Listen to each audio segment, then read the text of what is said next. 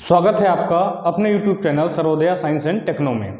आज हम वैद्युत धारा और परिपथ के कुछ आंकिक प्रश्न को देखने वाले हैं। तो शुरुआत करते हैं हम इससे किसके किसके बीच के रिलेशन से। देखिए ये कहाँ से हमको मिला, आवेश के क्वांटीकरण से। आवेश के क्वांटीकरण से, ठीक है। आवेश का जो आपने तीसरा गुण पढ़ा था उसमें इस बात का जिक्र था कि Q बराबर NE होता है, जहां Q आवेश की मात्रा है, N है इलेक्ट्रॉनों की संख्या है और E है इलेक्ट्रॉन पर आवेश है। अब उसके बाद हमने वैद्युत धारा पढ़ा था। वैद्युत धारा किसके बराबर होता है, आवेश प्रवाह का दर। तो आवेश का मात्रा बटे समय, और इस आवेश के जगह हमने NE रख दिया है, ठीक है। तो इन पर सवाल देखते हैं। एक कूलाम आवेश में इलेक्ट्रॉनों की संख्या कितनी होगी? तो दिया राशि क्या है, आवेश Q बराबर दिया है 1 कूलाम। इलेक्ट्रॉनों की संख्या कितनी होगी? पहला वाला लगाएंगे Q बराबर NE। तो E आपको नहीं दिया है तो आपको बता चुका हूं, E का मात्रा आपको याद रखना पड़ेगा। E कितना होता है, इलेक्ट्रॉन पर आवेश वो 1.6 गुना 10 के घात ऋण 19 कूलाम। ये क्या है, इलेक्ट्रॉन पर आवेश। ये आपको एग्जाम में नहीं भी दिया हो सकता है, क्योंकि उम्मीद करता है कि इसका वैल्यू आप ध्यान रखेंगे। Q के जगह रख दिए हम 1, N हमको निकालना है और E का मान होता है 1.6 गुना 10 के घात ऋण 19। तो यहाँ से N का मान कितना हो गया, 1 बटे, ये पूरा को नीचे ले जाइए, 1.6 गुना 10 के घात ऋण 19। जब 10 के घात ऋण 19 को ऊपर ले जाएंगे तो क्या बचेगा, 1 बटे 1.6 गुना 10 के घात 19। ऋणात्मक है उसको ऊपर ले जाएंगे तो क्या हो जाएगा, धनात्मक हो जाएगा। अब आपको हल करना है 1 बटे 1.6, 1 बटे 1.6। इसको आप क्या लिख सकते हैं, दशमलव को हटाएंगे तो नीचे 10 आएगा, 10 ऊपर चला जाएगा तो 10 बटे 16, ठीक है। 10 बटे 16 को इससे 5 से काट दीजिए, इसे 8 से काट दीजिए, 2 से काट दीजिए 5 बार, और ये क्या हो जाएगा, 2 से कट जाएगा 8 बार। 5 बटे 8, देखिए 8 को आप भागित दे रहे हैं, 5 को भागित दे रहे हैं 8 से, तो दशमलव लगाएंगे तो ये क्या हो जाएगा 50। 8 छक्के 48, 2 बचा 0 आ गया, 8 दूनी 16, ठीक है, 4 बचा 0 आ गया, 8 पंचे 40, ख़त्म हो जाएगा। तो 0.625, तो इसको आप क्या लिखेंगे आगे, 0.625 गुना 10 के घात 19। N है, संख्या है, इलेक्ट्रॉनों की संख्या है, संख्या का कोई इकाई नहीं होता है, इसलिए कोई इकाई इसमें नहीं आएगा। इसको आप दशमलव को एक संख्या आगे करेंगे तो 10 के घात 19 के जगह 10 के घात 18 आ जाएगा। ये भी सही आंसर है, लेकिन उसको ऐसे लिख सकते हैं 6.25 गुणित 10 के घात 18, और यही आपका आंसर आएगा, ठीक है।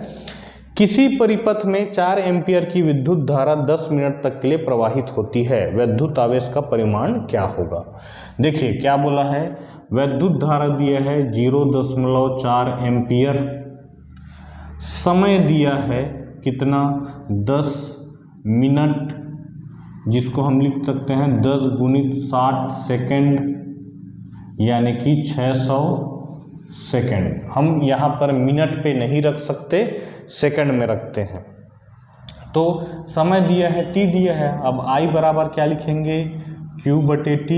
तो यहाँ से Q बराबर क्या आ गया, I गुणा T, इसको इधर भेज दिए। I का मान दिया है 0.4 और T का मान दिया है 600, ठीक है।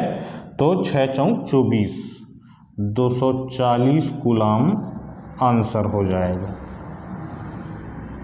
ठीक है क्या, 240 कूलाम इसका आंसर हो जाएगा। चलिए अगला सवाल देखते हैं किसी वैद्युत बल्ब से 0.25 एम्पियर की धारा, तो धारा दिया है 0.25 एम्पियर, 2 घंटे के लिए समय दिया है 2 घंटे, तो 2 घंटे को हम क्या लिख सकते हैं, 2 गुना 60 मिनट गुणित 60 सेकेंड, ठीक है क्या, तो कितना हो गया 7200 सेकेंड, क्योंकि हमको इसको घंटे में नहीं रख सकते, किस में रखना है, सेकेंड। आवेश की मात्रा, तो I बराबर क्या होता है, Q बटे T, Q बराबर IT, I का मान दिया है 0.25 और T का मान दिया है 7200, ठीक है। तो इसको दशमलव घटाएंगे, नीचे 100 आएगा, 2 शून्य से 2 शून्य कट जाएगा, बच जाएगा 25 गुणित 72, 25 गुणित 72 मतलब 1800, ठीक है।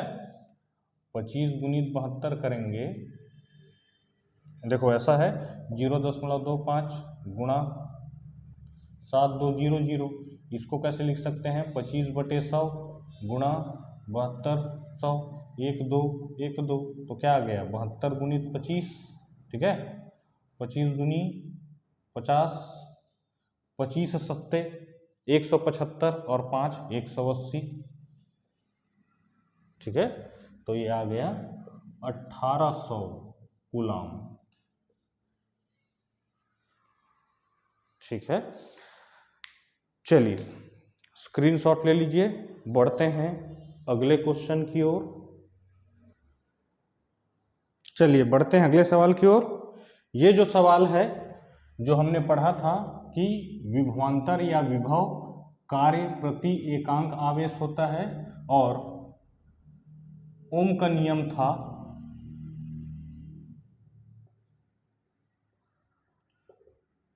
V = IR, इससे बन जाएगा, ठीक है।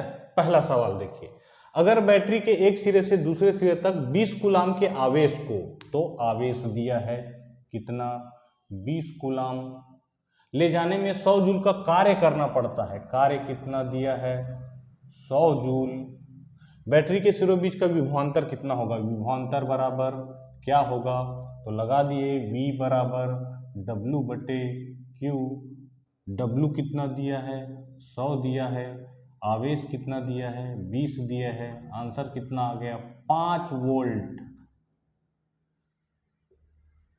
तो विभवांतर कितना आ गया 5 वोल्ट, ठीक है।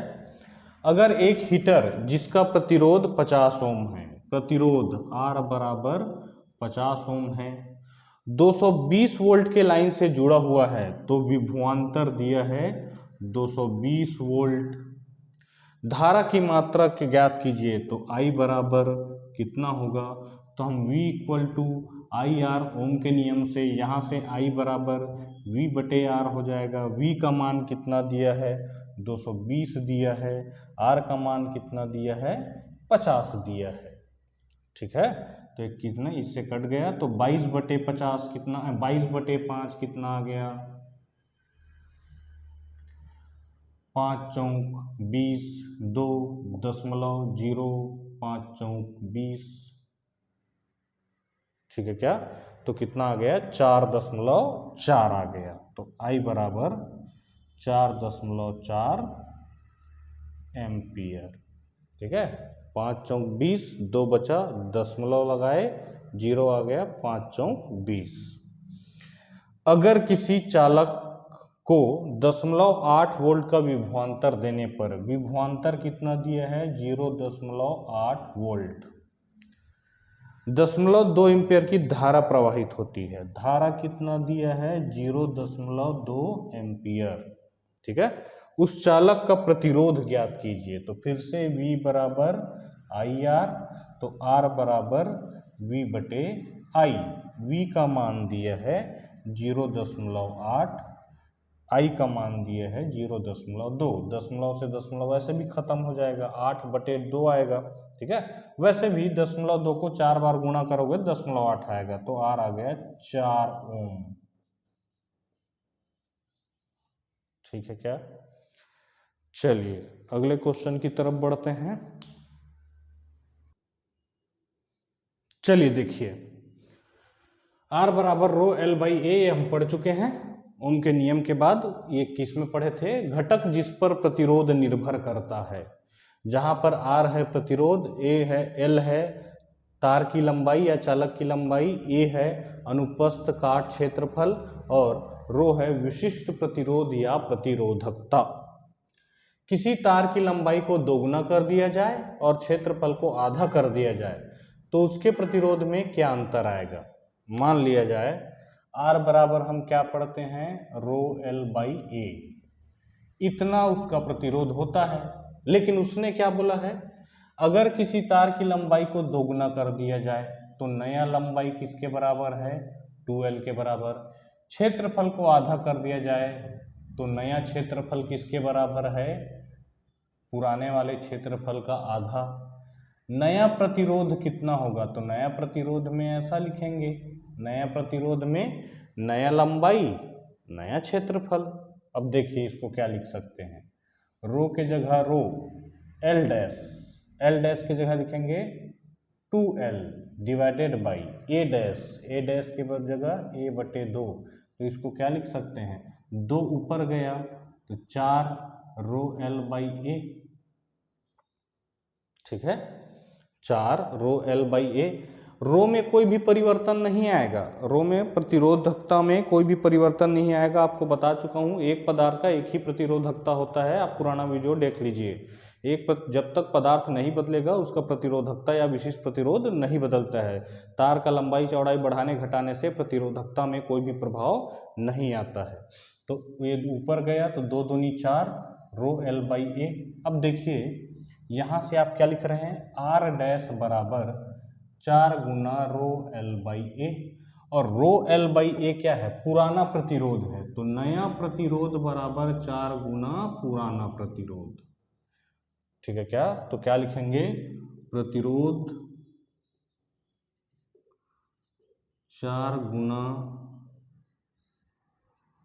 बढ़ जाएगा, प्रतिरोध 4 गुना बढ़ जाएगा। 8 ओम प्रतिरोध वाले, देखिए पहले और बाद की स्थिति में कर रहे हैं। पहले क्या था, बाद में क्या हुआ? पहले प्रतिरोध R बराबर 8 ओम था। 8 ओम प्रतिरोध वाले किसी तार को पिघलाकर ऐसा तार बनाया गया जिसका क्षेत्रफल पहले से दोगुना हो। तो मान लेते हैं कि पहले क्षेत्रफल A था और लंबाई L था। बाद में क्या किया है कि क्षेत्रफल दोगुना है, ऐसे में बदल दिया गया है। क्षेत्रफल अब 2A है, क्षेत्रफल अब 2A है। तो जब भी क्षेत्रफल दुगना होगा लंबाई आधा हो जाएगा। इस चीज को विशेष ध्यान रखेंगे। क्षेत्रफल दुगना हो गया तो लंबाई आधा हो जाएगा। तो ऐसा तार बनाया गया जिसका क्षेत्रफल दुगना है, पहले से दोगुना है। नए तार का प्रतिरोध कितना होगा? तो क्षेत्रफल अगर दुगना है, अगर इसी तार को पिघला के बनाया हूं तो इसके क्षेत्रफल को दुगना करूंगा तो लंबाई आधा हो जाएगा, लंबाई उतना ही नहीं रह पाएगा। ये कैसा किया है देखिए आप, मान ले जाए ये कोई चीज है, इसको आप दबाते रहिए, दबाएंगे तो इसका लंबाई कम होगा तो क्षेत्रफल बढ़ेगा। तो एक समय ऐसा आएगा कि लंबाई कितना हो गया? आधा हो गया, और क्षेत्रफल कितना हो गया? दुगना हो गया। तो जब भी इसमें लंबाई के बारे में कोई जानकारी नहीं दी है, आपको समझना पड़ेगा कि अगर क्षेत्रफल को दुगना कर दिया तो लंबाई आधा हो जाएगा। तो बोला है नए तार का प्रतिरोध कितना होगा? तो पुराने तार का प्रतिरोध हम कैसे लिखते हैं? R equal to rho L by A, ऐसा लिखते। और नए तार का प्रतिरोध कैसा लिखेंगे? रो नया वाला L कितना है? L बटे 2, और नया वाला क्षेत्रफल कितना है? 2A। तो ये 2 नीचे आ जाएगा और ये क्या आ जाएगा? रो L बटे 4A, रो L बटे 4A। तो देखो R डैश कितना हो गया? 1/4 गुना रो एल बाई ए, और रो एल बाई ए पुराना प्रतिरोध है, ठीक है। तो नया प्रतिरोध कितना आ गया? 1/4 गुना पुराना प्रतिरोध। अब पुराना प्रतिरोध का मान कितना दिया है? 8 ओम दिया है। तो आर डैश यानी कि नया प्रतिरोध 1/4 गुणा 8 यानी कि 2, नया प्रतिरोध कितना हो गया, 2 ओम के बराबर हो गया। ठीक है, चलिए अगला क्वेश्चन देखते हैं।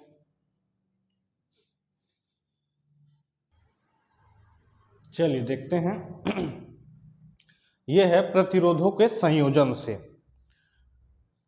श्रेणी और समांतर के लिए दोनों फॉर्मूला आप पढ़ चुके हैं।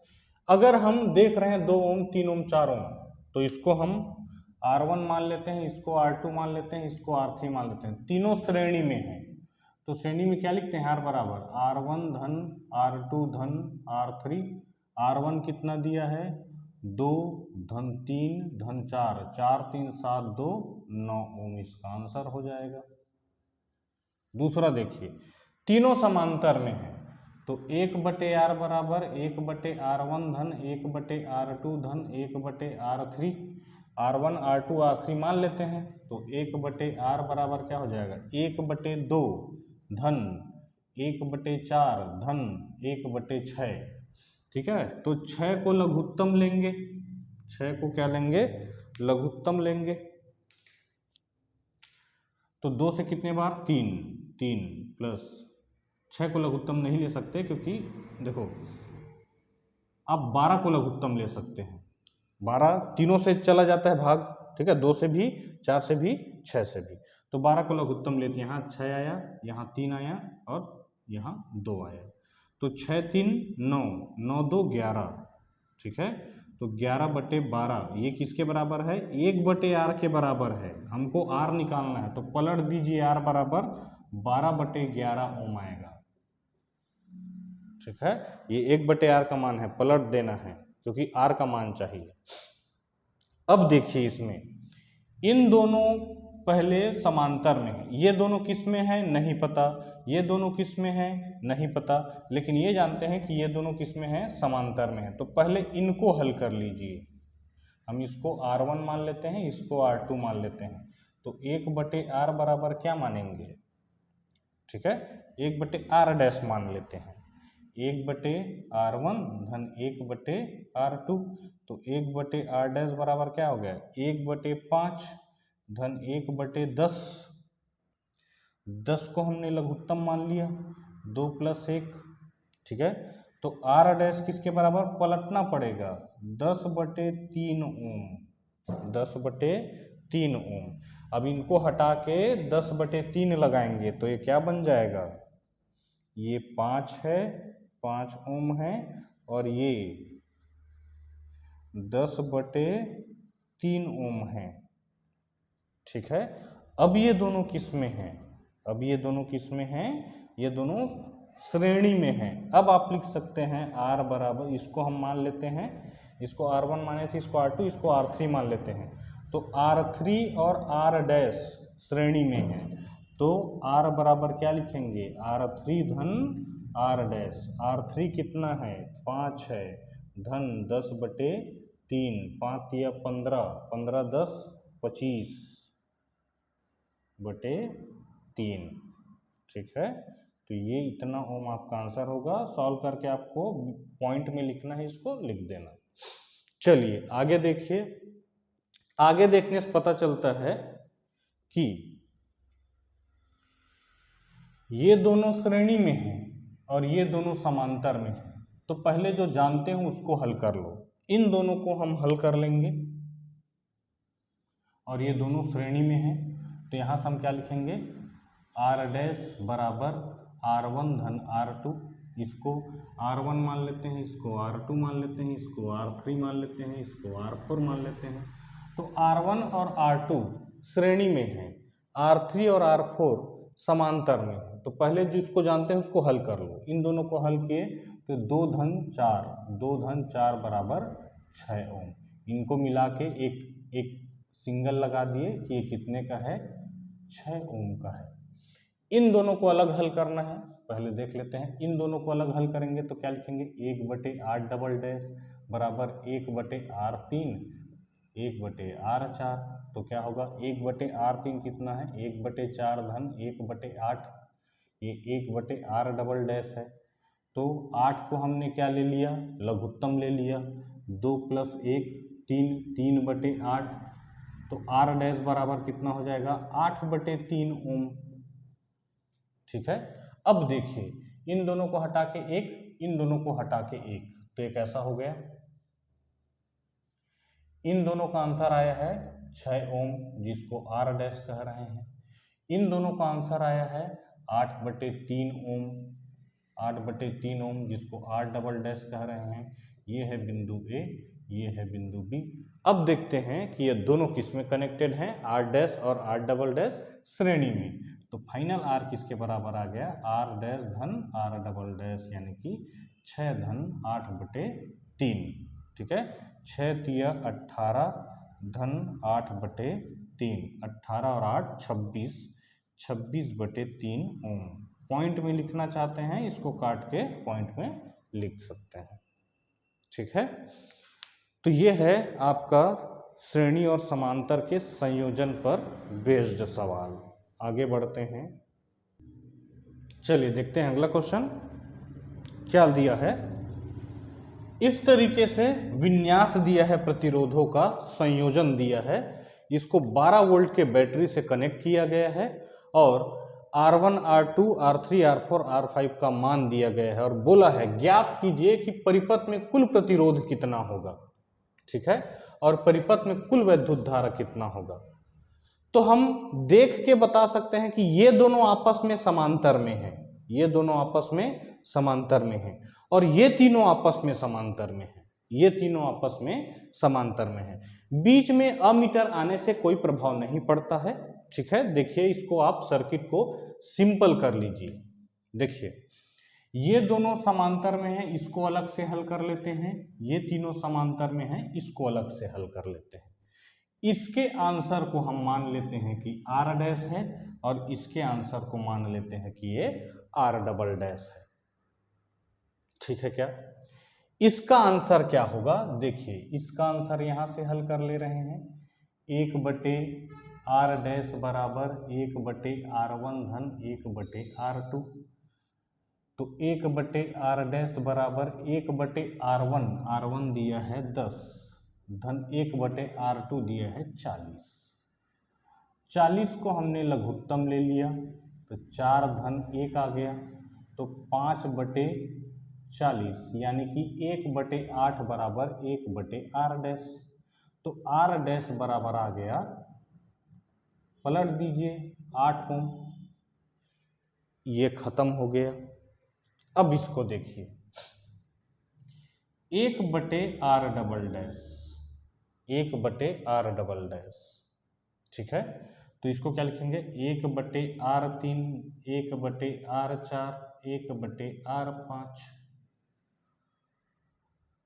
ठीक है, क्या तो क्या हो गया, 1/r3 30 ओम हो गया, 30 हो गया, 1/30, 1/20, 1/60। 60 को हमने लघुत्तम लिया, 30 से 2 बार, 20 से 3 बार, 60 से 1 बार, 3 2 5 1 6, 6/60 बराबर 1/10 और 1/r डबल डैश बराबर 1/10, यानी कि r डबल डैश बराबर 10 हो।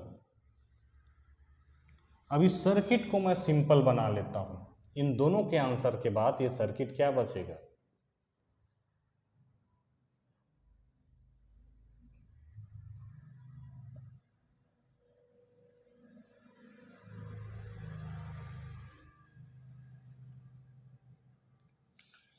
यहां आया है r डबल डैश बराबर 10, यहां आया है r डैश बराबर 8 हो। ठीक है, अब देखो ध्यान से, ऐसे देखने से ये समांतर में लग रहे हैं, लेकिन ये समांतर में नहीं है, ये दोनों श्रेणी में हैं। कारण ये है बैटरी, ये 2 पॉइंट, एक जहां खत्म हो रहा है, दूसरा मतलब ये इस तरीके से है। आप इसको ऐसे बना सकते हैं, ध्यान से देखिए, ये है बैटरी। ठीक है, ये है एक प्रतिरोध, ये है दूसरा प्रतिरोध, इस तरीके से बना सकते हैं। ये है 8 ओम, ये है 10 ओम। इसको भले सजा दिया है ऐसे कि दोनों समांतर में लग रहे हों, समांतर में दोनों का प्रारंभिक बिंदु और अंत बिंदु एक होना चाहिए, ठीक है। तो जबकि श्रेणी में क्या है, एक जहाँ खत्म हो रहा है दूसरा वहीं से चालू हो रहा है, पहला जहाँ खत्म हो रहा है दूसरा वहाँ से चालू हो रहा है, तो देखने से समांतर समांतर में नहीं है, ये श्रेणी में है दोनों दोनों, ठीक है। तो आर डैश और आर डबल डैश श्रेणी में है, श्रेणी में बनाते तो ऐसे बनाते कि नहीं, ये श्रेणी में है आर डैश और आर डबल डैश, और यहाँ बैटरी लगा है 12 वोल्ट का, ठीक है क्या।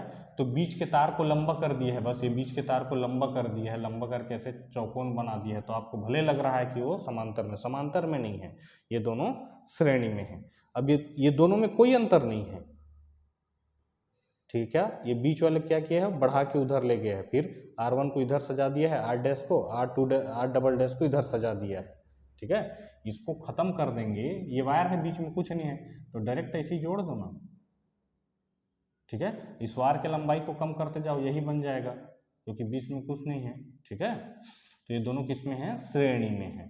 तो फाइनल प्रतिरोध कितना आ गया, R डैश धन R डबल डैश 10 धन 8 बराबर 18 ओम। 18 ओम जो है ये आपके परिपथ का कुल प्रतिरोध है, ठीक है। ए का आंसर है ये। बी का आंसर देखिए क्या पूछा है, परिपथ में कुल वैद्युत धारा V बराबर IR ओम के नियम से, तो I बराबर क्या हो जाएगा, V बटे R। V कितना दिया है 12, R कितना दिया है 18, ठीक है। तो 6 दूनी 12 और 6 तिया 18, 2/3 एम्पियर, इसका क्या हो जाएगा 2/3 को आप चाहते हैं तो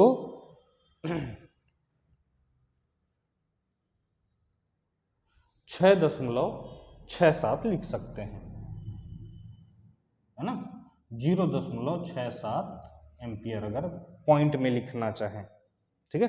0.666666 आते रहेगा, उसको 0.67 आप लिख सकते हैं, ठीक है।